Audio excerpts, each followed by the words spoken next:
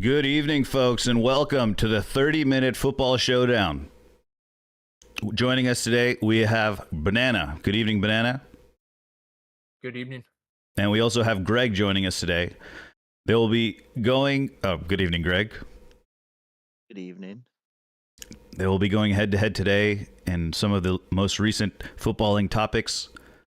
And we will start right away. 3-minute timer, each one, through a random coin flip. It has been determined that Banana will start the first section. Banana, your topic is...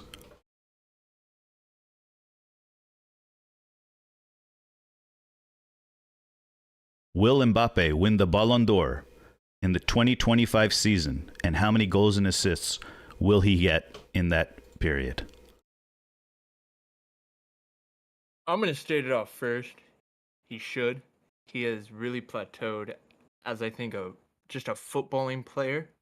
He has really plateaued recently. You and I have had this discussion going back and looking at like 17, 18 Monaco years.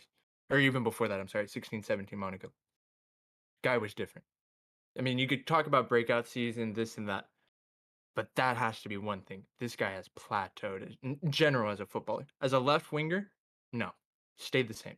He still will give you 30 a season. That's not my answer to the question. But he averages 30 a season. That's between cups and France and the domestic league. That's the start. Will he win it in 2025? No, I don't believe so. No. If he was to get it, though, it would be 50 GA. I don't think enough first season at Madrid, going to the striker position and playing off of a Vinny who needs that ball, wants it in those half spaces coming from the left side, drifting in centrally. You're not going to get 50 GA. Plus a Jude Bellingham coming in behind to crash the box. It's not realistic. All right, to recap, will he win the Ballon d'Or in 2025? No, in my opinion, no. And how many goals and assists? Will he have, in my opinion? Yes. 30, 35. Somewhere in between them. All right, Greg, please. What do you think will happen? Will Mbappe be able to win the Ballon d'Or 2025? And how many goals and assists will he have? And any thoughts on what Banana said? I can agree with a certain part of it, but I think everything, mainly hinges on Ancelotti. If Ancelotti feels like he's gonna be the go-to guy, especially with the way Ancelotti plays and he lets his forwards just, feel free to play the game, that could influence it. And with Mbappe also liking his free-flowing kind of style where he drifts in wherever he wants to, it could also affect Vinicius and he might not be able to, grow. And, the whole Ronaldo and Benzema effect kind of thing that happened with Benzema. When Benzema came in, he wasn't actually, as prolific as everybody thought it was gonna be. Yeah, it could be a lot of issues in that dressing room. I don't see him going to like the 30, goals and assists contribution. I don't see him going there. Ballon d'Or, he can get it, but I really don't see, it all really depends on the individual performance.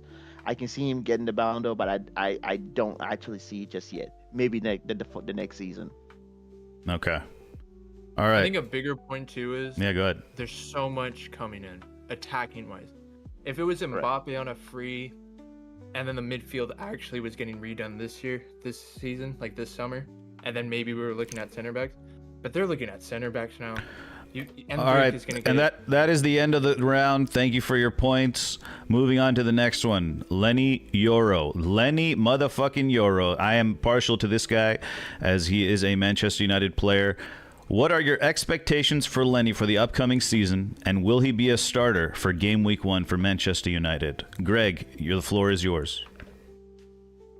I've always said this, and Card definitely knows I've always backed this thing up. He's a youngster. You need to give him time to flourish. You can't just throw him into the deep end expecting him to be the best out of everybody. No, give him some game time. And I know, with this manager, he's definitely going to give him some game time. He's probably not going to throw him into the deep end right away. But at the same time, again, this is a very, very, very demanding league. we don't know what's gonna happen. Some players come in and they just fall off instantly. Some players come in and they do really good. So it all really depends on your manager. I've said this again with Mbappe. It depends on the manager. If the manager throws him into the deep end, I don't think this man will survive. Banana, what are your thoughts? What are your expectations for Lenny this season? Let me start it off by this. As somebody who watched the guy, I'm a very big critic of it. I think it's daddy long legs in a defender. It's beautiful to see. I see a comment and I'm going to just reply to it. Iran says he relies too much on his speed. Brother, look at those Somali legs for a moment.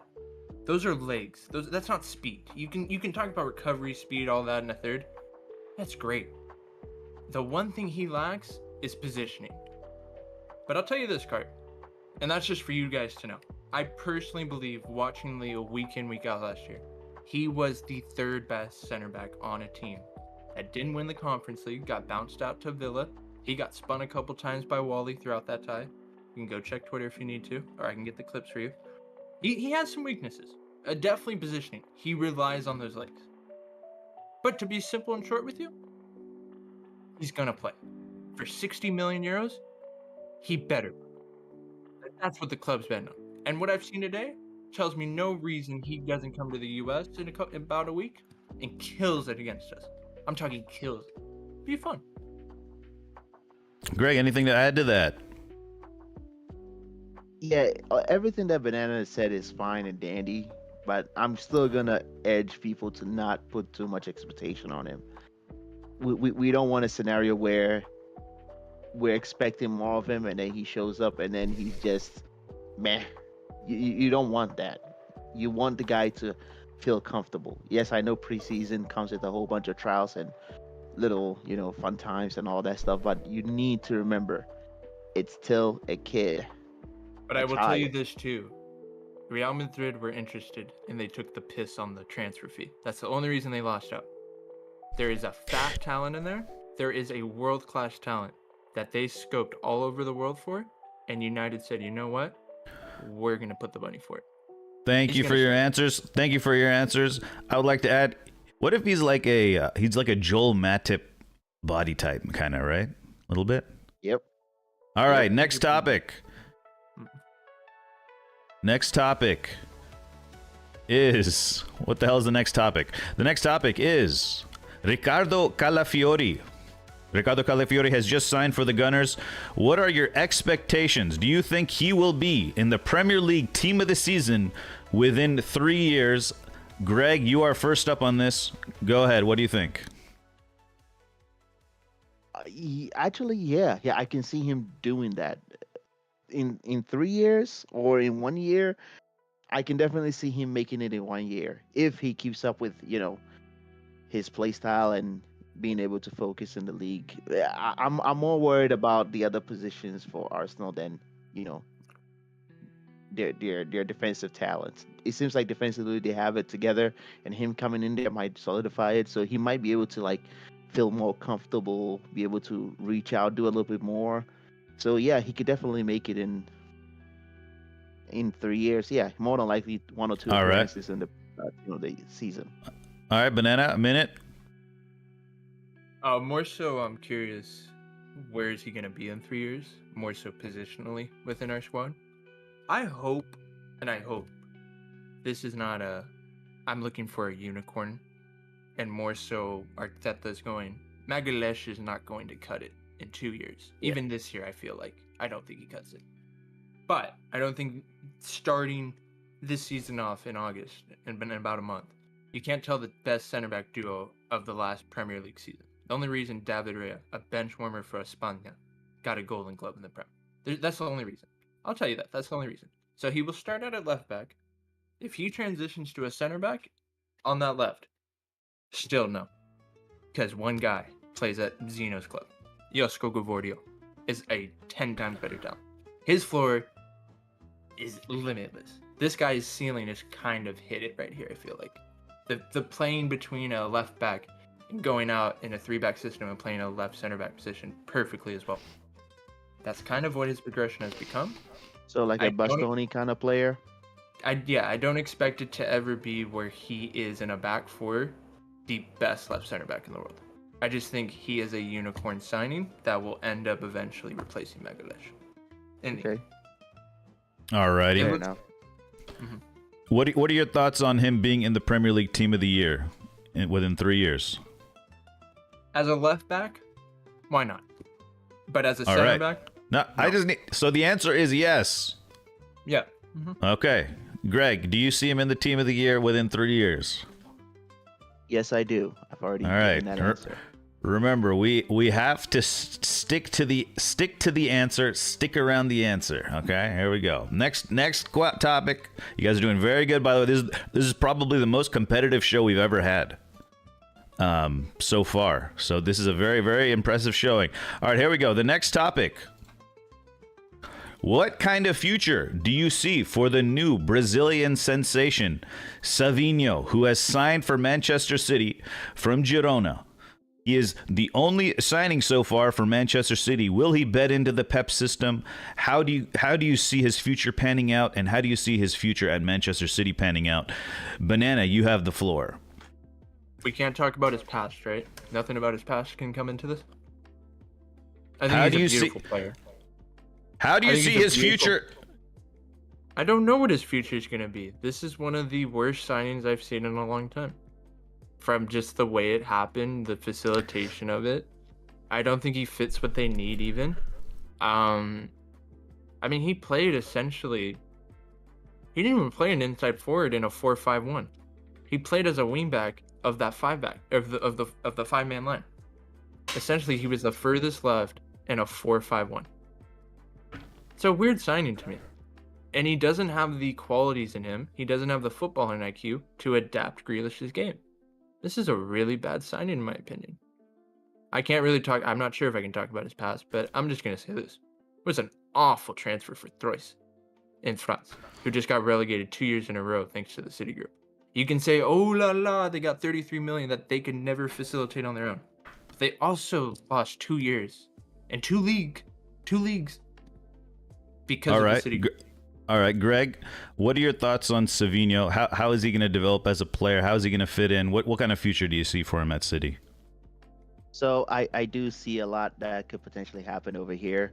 I'm not worried about Pep's system right now because Pep, I'm definitely sure he's leaving after this season with everything that has happened.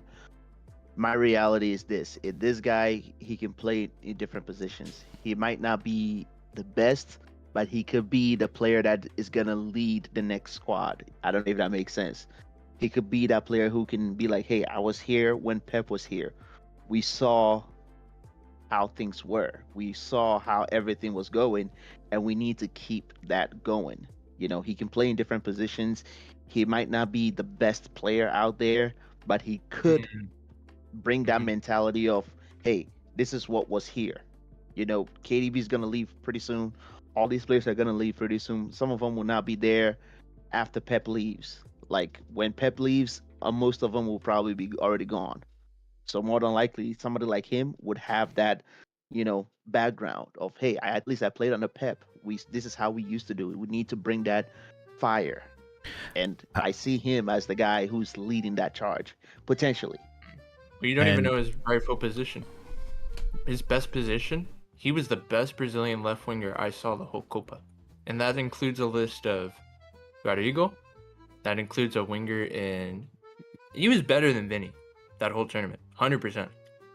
It's a scary thing that we don't even know what his best position where he's going. That's crazy. All right, very good. Next topic we have on the board. Barcelona Football Club. Barcelona Football Club. How close is Barcelona to winning the Champions League?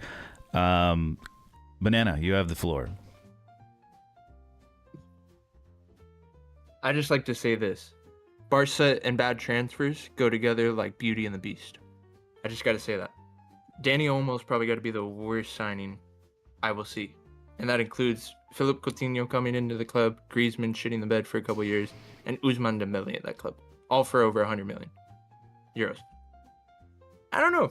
I think it's just... I think they're like a quarter away card. They're like 75% there. But that 60% of it is on the foundation and footballing culture that the youth system has. So, aka La Masia more than FC Barca, the men's team does. Which is crazy to say, because they do pull from that more. So that's maybe where I'm getting that bias from. But I just feel like you could equate the Euros to what La Masia teaches. Without that teaching, that footballing culture isn't all around them. Trust me, it isn't. De La Fuente doesn't. So. Alrighty. Greg, your thoughts about Barcelona and how close are they to winning a Champions League? For them, I've been a long time fan. It's just painful to see them going through all this, but that is besides the point. The reality is that they're not gonna be there for a while. On percentage wise, I see them around 80% complete. 80% because they are trying to build something, and you just trying to build without having the proper supports, that can hurt you in the long run. We need to get rid of a lot of dead wood, and All right. that is something that we need to do. Yeah. All right, so you both brought up the analogies or the metaphors of using percentage for how close they are. What is the final 5%? What is the final 10%? What is the toughest part about that final percent for teams? Banana. They need bigger bodies. For me personally, they just need bigger bodies in the midfield. So that means you got to get rid of, I'd say 2 out of the 3 realistically, right. and Pedri, Gavi, and Frankie. Bigger bodies. Bigger bodies. Got it. Greg, what do you think? What is that final 10%? Like I was saying before, they need to get rid of the deadwood, like the goalkeeper, so you're saying midfielding position, and as well as the center forward. Like they need to figure out what they're doing with that. Alrighty. Very good. Very good. Any other thoughts, Banana? Mark Gui going to Chelsea was probably one of the worst things for their future. That's it. It's really stupid. And he's going to laugh in their face bagging a couple goals at Espanyol in La Liga this year. Alrighty, moving on to our next topic. We're going to do a little longer on this one. We'll go closer to 4 minutes. A bit of a controversial topic, so we're going to stay on it for longer, which is Enzo Fernandez. We need your general thoughts on the whole Enzo Fernandez situation, about him singing a French black song after winning on a bus. After the winning the Copa America, they were singing a crazy song on the bus, and he's received a lot of backlash. I believe, Greg, you are first up for this one. So I was talking to a few people about this earlier. To me, it's wrong, but there is some reality to this. The issue here is that people are not liking it because he's saying the French team is not actually French. And yes, they're not, and no, they are. Yes, they're not, because that's not where their actual origins are from. If you look all the way back, you see that their families came from some place to make a better life for themselves over here. I would rather take it as a win that's a negative, because if you try to focus too much on your negative thoughts for everybody, you're going to be hindering yourselves as an individual. Yes, he can be attacking them, but he can also see it as, hey, we came out of a place where our families came out of a place where it's really bad. We couldn't grow, we couldn't do much, and we came to France and we did something that most people, the indigenous people, the so-called people who grew up in France all their lives and their generations and all that, never actually did something like this. They never played a game, or some of them never have actually played a game and got paid to play the game. You can see it that way. And I know, yes, it's taking the seriousness out of it in terms of, hey, we need to focus on the racism part. Yes, we do. But if we're focusing mainly on that, we're going to forget that there is some truth to it. Like there's an actual reality to this, that people are moving out of all these bad places and coming over to better countries to improve themselves. That's my only issue that I have about like the whole Enzo Fernandez thing. I get the racist part. I get it. But at the same time, you can't just focus on that part. You bring up a great point right there. That's a great point. All right, Banana, what do you think?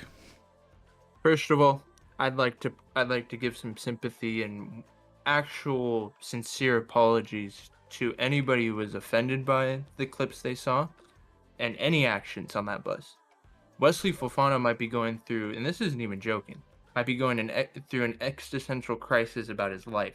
He's getting hate because he's being seen as a guy who's trying to split up a locker room because he's not deemed a value as compared to a guy who was bought for 120 million euros or whatever off of release clause, right?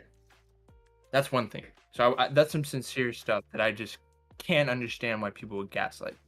Secondly, go have some fun, people, tonight if you want to really have a fun chat on this topic, and look up the history of Black indigenous people in Argentina. Go look at that, and then look at that history, and then look at the dates of Italian descents coming to that country. And all I'm going to tell you is we've known this for a long time, Cart. People in general who are into CONMEBOL, who are into that culture, who watch those leagues, they know what Argentine people, majority of the wise are. Because a majority of, and I did my research before, 60% nowadays, rough estimate in a census for Argentina, are of Italian descent. Take that for what you will. Where do we also have a lot of problems where this is just blown to the wayside a lot, in Europe specifically. We see it a lot in one country. I'll leave it up to interpretation there. Alrighty, Enzo has responded with, I want to apologize sincerely for a video posted on my Instagram channel during the national team celebrations. The song includes highly offensive language, and there's absolutely no excuse for these words. I stand against discrimination in all forms and apologize for getting caught up in the euphoria of our Copa America celebrations. That video, that moment, those words do not reflect my beliefs or my character. Interesting, but also even more interesting points from our contestants this afternoon. Now we are going into the rapid fire section of the program. I'm going to read a topic. I'm going to ask you, and I need your yes or no answer. And I will be judging who gets the right. So right now it's 3-3, but we will see how many points you can each get right here. Okay, ready? First topic: Spain have won the UEFA Euro 2024. Banana, are they one of the all-time great? What are you, underwhelmed or overwhelmed with Euro 2024? Underwhelmed. Greg? Not underwhelmed. It's overwhelmed for me. It's still good. All right, Marc Cucurella. He was called out by a lot of people before the tournament. Did Marc Cucurella change the tier that he is considered in the Premier League? Does that make sense? Like, is he considered much more highly, or does his value stay the same for Chelsea? For me, or in general? Like in general, or for you?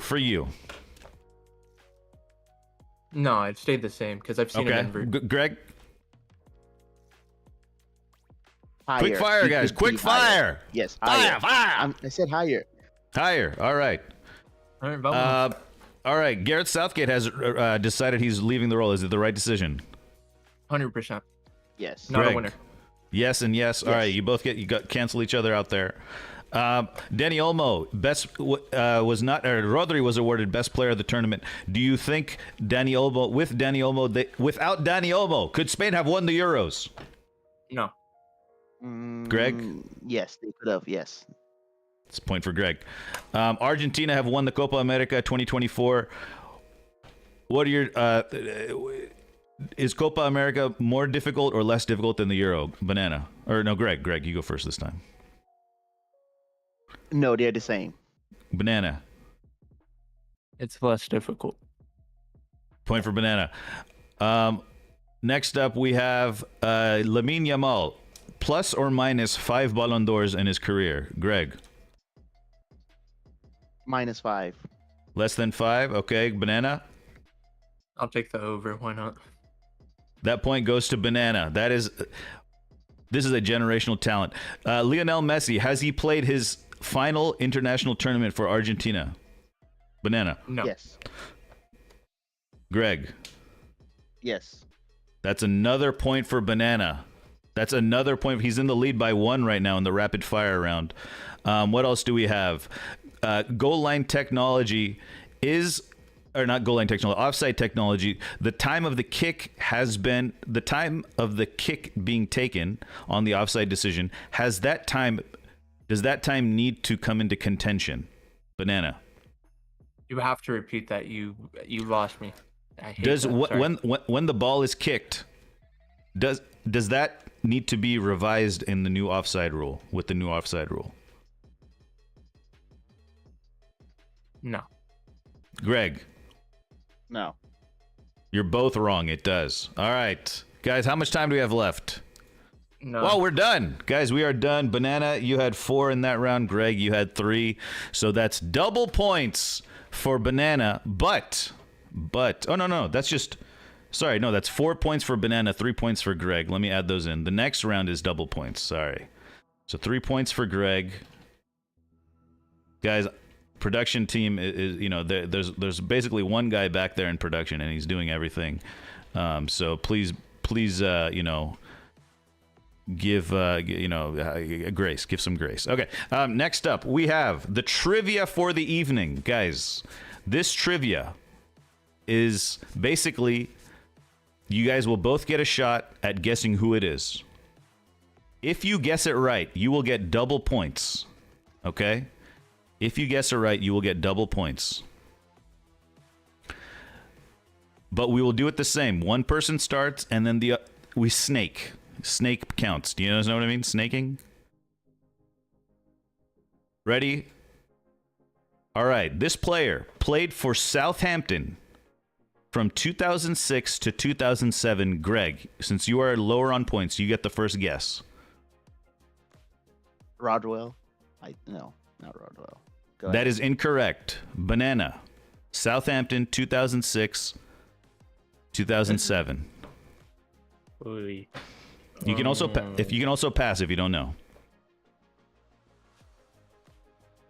Don't look at chat.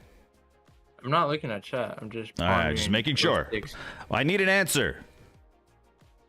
Bale. Okay. Wasn't Bale on him? Yeah, Bale. Gareth Bale is correct. There's you have no just... Yeah, there is way. You've got it right. Behind you. Yeah, we're behind you. What?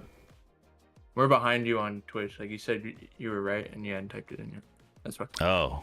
You just got to listen to me, man. I'll tell you what's going on. You don't need to look at Twitch. Don't look at Twitch. Banana, you have won the trivia question.